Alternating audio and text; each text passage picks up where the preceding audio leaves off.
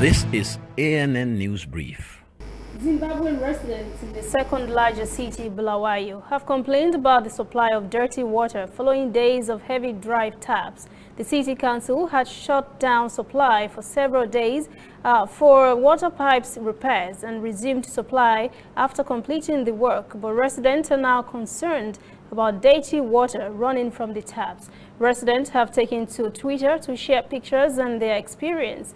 Council spokesperson Nesisa Mpofus has blamed the issues on prolonged drought that has dried up some of the dams that supply water to the city. The terrible drought has also affected power and food production in the southern African country.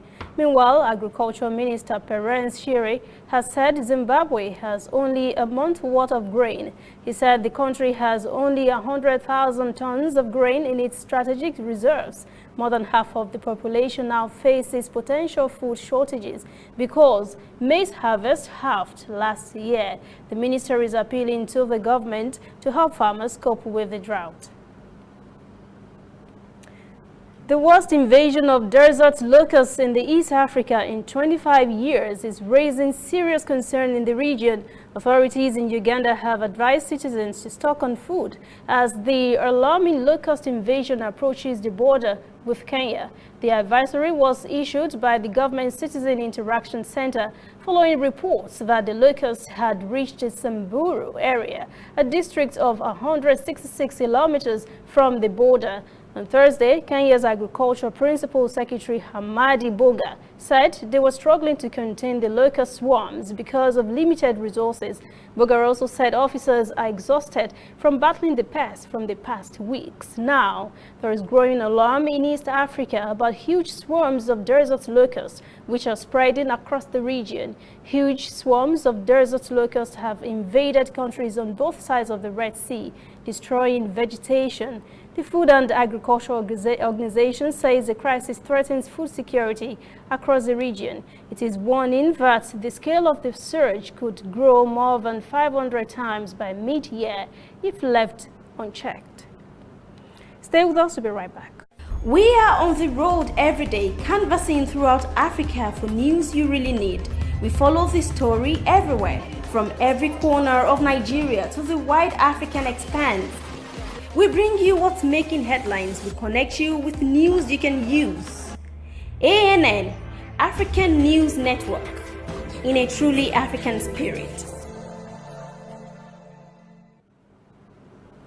Ivory Coast government has begun demolishing homes deemed too close to the airport in the commercial capital, Abidjan, on Thursday, as part of a crackdown on informal settlement following the death of a flight stowaway teenage boy earlier this month. The tragedy involved an Air France jet en route to Paris.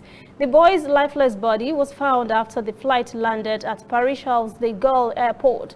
Air France, in a statement, expressed its deepest sympathy and compassion for the human tragedy.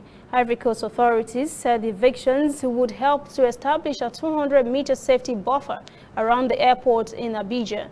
Many of the affected residents pleaded for a grace period to allow their children complete the current school year in July, but government officials said their homes were illegal, saying resident occupations pose air safety and security problems. That is ANN News Brief at 1. For details on these and other breaking stories, visit our website annafrica.news. Conversation continues on our social media platforms, Twitter, Instagram, and Facebook at ANN Africa TV. I am Lucy Ademi.